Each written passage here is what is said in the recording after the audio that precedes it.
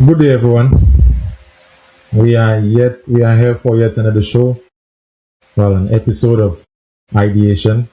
It's an extension of Ideas for Boys and Men, where we discuss ideas. Ideation is the lab for development, and Ideas for Boys and Men is where we implement some of those ideas that we have been speaking about, the ideas that we have been broadcasting in some sense. So today we will speak about working with challenging students, basically at-risk males, working with at-risk males. Now that school is out, we have a lot of chance to resharpen our sword, and we have some things in the pipeline that is coming out. So I would like to speak about working with challenging students. A lot of it will be my experience and my informed experience, and I just want to put another heading on that says the developmental price we pay for poor policies. I'm a teacher at an all boys school. I published two books: Purpose Driven, The Meaning of Life is Found in the Purpose to Live. That's the philosophy that I'm implementing in my practice. Also, we founded an organization called Ideas for Boys and Men. I'm also the founder of Ideation. And basically, what we have seen in some of our informed research, the basic problem we have seen in our informed research when working with at-risk males, and the at-risk is very definitional in some sense. We need to know the definition of at-risk, but that's not for here. But working with struggling students, at-risk males, I have understood and I have seen based on experience that the males who are at risk, starting from, you can say, 12 to 16, is not that they have a behavioral problem entirely. They have a perceptual problem. The way they perceive the world is incomplete. They have an incomplete frame of perception in the world. And if the way that you perceive the world is incomplete, if your perceptions have a problem, your behavior will automatically match the problem that your perception have. The way that they interpret the world tend to be different than what is accepted or what should point out to a healthy human being. So this causes our males to be in crisis. And reading the book, The Boys Crisis, written by Warren Farrell, he discussed that the crisis can be seen in education, and we're going to discuss that. We're going to see, he said it's in mental health, he said it's in physical health and financial health. But also, in my research, I added an extra layer that is called social and relationship health as well. So education, we have seen that the boys are falling behind in education. These MST results showed that, common entrance results showed that, all results, and not only in St. Lucia, it's a Caribbean problem, worldwide problem. They also have mental health. Under mental health in the book, he put the amount of young men that go to prison, the amount of young men that commit crime. That falls under the category of mental health. So we know the problem in some sense. I'm not going to spend too much time outlining the problem. If you look around, if you look at the news, if you look at the education, if you go to the doctor's office to find out how the demographic of individuals who suffering from communicable diseases like diabetes and all of those things, you can see men are high on that level. So we know physical health, financial health, we have seen men falling back in participation in society, participation in institutions, participation in creating value for society. So today we will just discuss on a fundamental level how this problem starts. And we are going to look at the physiological difference between male and women, the cognitive difference between men and women, because the problem starts there at that level. And the problem is not only the education we are going to segue into education, but first the elements of social and relationship health.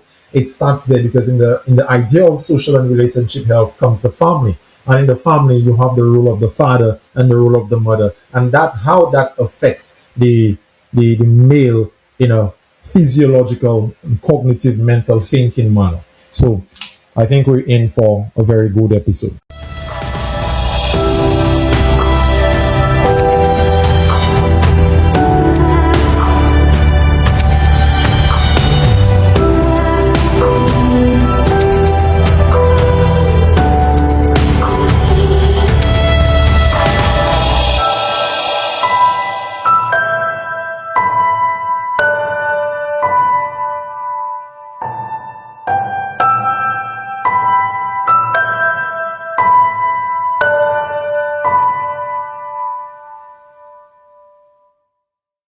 Okay, so I'm going to start this episode with a story, an experience that I had when I just moved into teaching at an all boys school.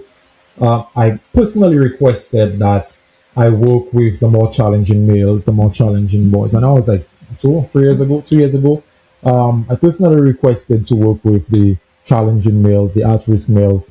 And at the time, I categorized them as behavioral problem and academic limitation. And in applying the philosophy in my book, Purpose Driven, The Meaning of Life is Found in the Purpose to Live, I created what you call a cognitive game, an abstracted game, a mental game where I analyzed the class. I realized we have a lot of males and majority of the males like football. So I gave them an aim. I placed two kits, football kits, in the class, and I make sure those kits were in the front of the board at the top. So every time they lift their head at with awe, they can see a Messi kit and they can see a Ronaldo kit.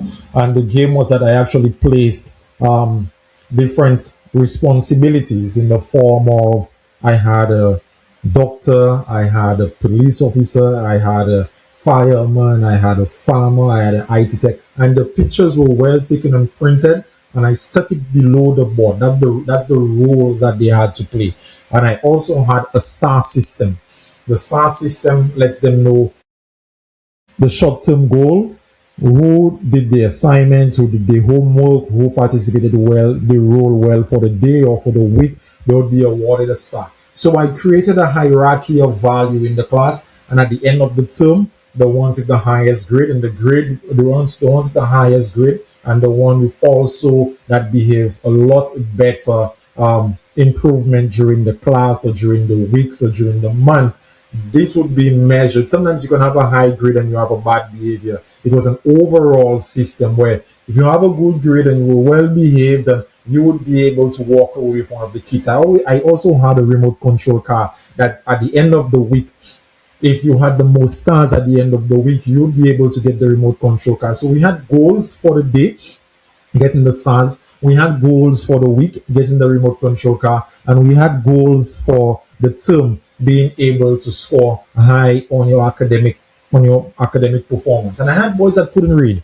I had boys that was really, and the teachers, the school, the principal can tell you that. Like I'm videoing that because it's real. You can call them, they can ask them. And boys that couldn't read. And because I created a hierarchy of value, the hierarchy of value had levels to play. It's a game, a societal game, so that you're participating in the class, but you're not really participating in the class. You're participating in a mental game, in a mental frame, in a mental structure. So if you play your role well, and I assign each of them per list, the different roles. If you play your role well, if you work towards your aim properly, and if you could control yourself to the best that you can control yourself towards an aim that is abstracted, something that you haven't seen, but I represent that in a football kit, and I represent the short-term goals in the star system. And it was so well done that at the end of every term, the boys' grades improved. And at the end of the year, on both times, I tried at both times, and at the end, both years, and at the end of the year, the boys' reading level increased tremendously. How did we know that? We did an IRI before, and then we did an IRI after, and every single boy in the class improved. Every single boy in the class improved from reading, from writing, and even doing well on the MST exam. I didn't grade the MST exam. The MST they did wonderfully on the exam. So what does that tell me? The philosophy of a valuable aim is important for cognitive development and purpose driven. The meaning of life is found in purpose to live. It's a very practical philosophy that I captured in the book. And the reason why this philosophy works so well is because it's grounded in practicality. It's grounded in the physiological aspect of men and women. And men think men bodies are different. The physiological makeup the way that they think, the way that they're wired, the way that their brains operate are a lot different than the way that women think and how they operate in a physiological difference. And that takes me to one of the research that backed up that research from Harvard Gazette. And it said, so are men and women brains different? The short answer is yes. And the difference begins during the fetal development around the start of the second trimester. Sex chromosomes, whether a fetus has an XY for males and XX for females, or some variation of these, and gonadal hormones, as the testosterones, drive the regulation of sex difference in the development of body and brain. The so-called organizational effects of hormones on the brain can be retained across the lifespan. Although there are many variations on, for the lack of a better term, the sexual dimorphism. Well, that's that. So basically, it's talking about the idea that men and women are different down to the level of the fetal development. And what this means is that a lot of the differences that we see in men, it's not that it's, and that's one of the arguments we're making, that all of those things are culturally encoded because we raise our men and our women different. That's why they're different. No, no. They are different down to the level of the chromosomes. They are different down to the level of the hormones because the Y chromosome selects for many other things that the XX chromosome don't select for. And there's a research that's called the cognitive difference between men and women, two minds. And it said there are too much data pointing to the biological difference of sex-based cognitive differences to ignore. Happens is, for one thing, the animal research findings resonated with sex-based differences ascribed to people. These findings continue to accrue. In a study of 44 rhesus monkeys, for example, males strongly preferred toys with wheels over plush toys, that's teddy bears, whereas females found plush toys likable. It would be tough to argue that the monkeys' parents bought them sex type toys or that society encouraged its male offsprings to play more with trucks. Okay, so basically the research was done with rhesus monkeys to show that those who are more masculine in nature prefer a specific type of toys to play with. And the research further went ahead to say brain imaging studies indicate that there is a difference, that these differences extend well beyond the strictly reproductive domain. Adjusted for the total brain size, men have bigger brain size, and women hippocampus, critical to learning and memorization, is larger than a man's and works differently. Conversely, man's amygdala, associated with the experience of emotions and recollection of such experiences, is bigger than a woman's. It too works differently, as Cahill's research has demonstrated. All that to say that the brain structure of men and women are totally different than each other. So even down to the XY chromosome. And one of the, if the physiological differences are the same, are different physiological, the way the brain work and structure, it's fair to say that the cognition, the way that it processes information, the way that it values one thing over another is also different. And there is a book that I've read, Teaching the Male Brain, How Boys Think, Feel, and Learn in School. It actually pointed that the mental processes takes place in the brain, but there is a controversy of whether or not they are different. And the book is outlining very strongly that there is there are differences in how men and women think, and you can see that in terms of education. The other book I've read, Reaching and Teaching Boys, and it's also arguing that boys learn more in games. Boys like more in games, and now we are going to investigate what is it about games that boys gravitate to. Watch the World Cup, watch basketball, watch all this sports. Not saying that women don't like games, but boys have a stronger affinity to games, to playing in the physical manner and in the abstracted manner. Watch a game. A game has a goal, an aim. Let's analyze football. We're in we're in the World Cup season. What's the goal of football? To score. Let's look at basketball. What's the goal of basketball? To score a goal. The goal of football is to score a goal. The goal of basketball is to score points. The goal of athletics, so let's say running, is to who that's running the fastest. So the goal, the aim is known specifically.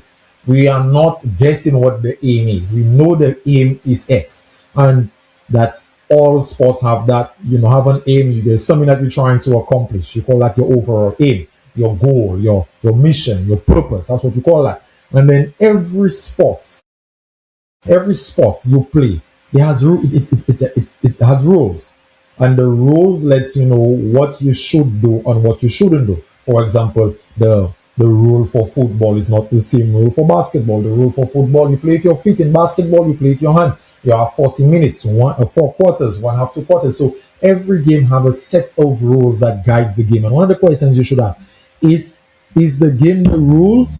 It looks that way to me. The rules of the game. You must, if the game, if football decides to allow players to play with their hands, it's no longer football. So games have rules, and males follow the rules of the games a lot better than they follow the rules of society and the rules of life. So the rules of the game is almost akin to the morality of the game. What is wrong and right?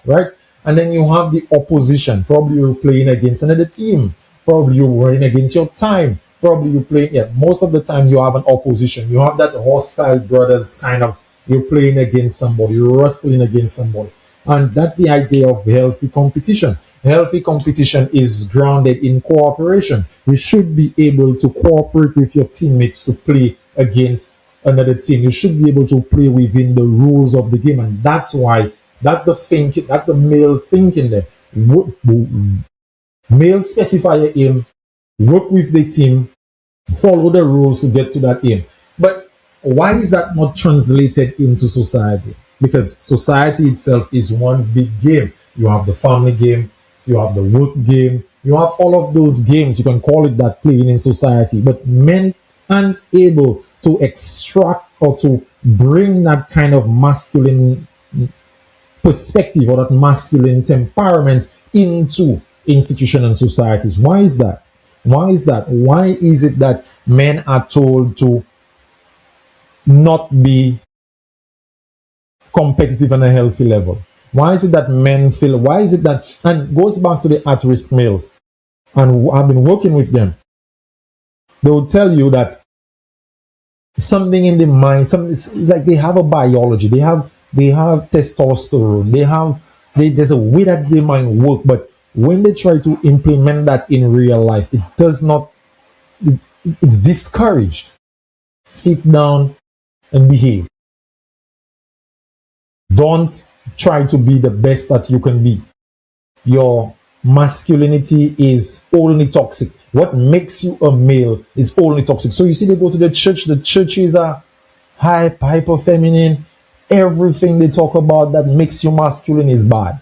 And I don't know I don't know if the churches read the Bible. I don't know if they have a different Bible than what I read, but the Bible is a heroic book. It's very heroic. So the problem we are facing with the at-risk males in the class and in the society is that not only that they are misbehaving, the way they interpret the world around them is missing the second half of the story. We have told them that competition is bad. We have told them that being great is bad. We have told them that building a strong legacy is bad. All what we want them to do is to sit down and be quiet. And that's how, and the research points to that. The research points to the difference between the men and women brain. The women brain is selected for, and I'm going to, just let me pull up the research. I'm going to put it on the screen. Halpern and others have categorized plenty of human behavioral differences. These findings have all been replicated. She said women excel in several measures of verbal ability. Pretty much all of them except for verbal analogies. Women's reading comprehension and writing ability consistently exceeds that of men on average. They outperform men in tests of fine motor coordination and perceptual speed. They are more adept at retrieving information from long-term memory. Men on average can more easily juggle items in the working memory. Men are more practical. They have superior visual-spatial skills. They're better at visualizing aim. You see, they're better at visualizing, they're better at specifying an aim, visualizing something and moving towards that. Visualizing what happens when a complicated 2 or 3 dimension shape is rotated in a space, at correctly determined angles from the horizon, at tackling moving objects, and at aiming projectiles. You see, men and women, one speak concepts, and the other one is abstract, moving towards an aim. And we have not created the spaces and encouragement towards encouraging males at embodying the masculine tendencies that are found within the physiological makeup and expresses itself inside of the cognitive thinking abilities. And that's what you're seeing in our societies, why men are turning their backs on institutions. Men are not participating because there is something inside of them that's saying, this is how I should be, this is how I want to be. But there's no way to coach them and teach them how to embody that positive masculinity. We have made everything about masculinity negative. So if you get out of the phone, leave your camera and look outside, if you have a son, if you have a brother, if you have, and you're listening to that, look at them. Look at them and find out what it is that is fascinating to them. The idea of loving football is not just football. They actually watching a guy scoring a goal and they having an emotional response. They're watching a guy hitting an aim, hitting a goal, and they're having a wonderful emotional response, like they're the one hitting that goal. So there is something biologically, cognitively, spiritually distinct between men and women. And our society have fooled us to believe this is not so. Let's continue the journey from strength to strength.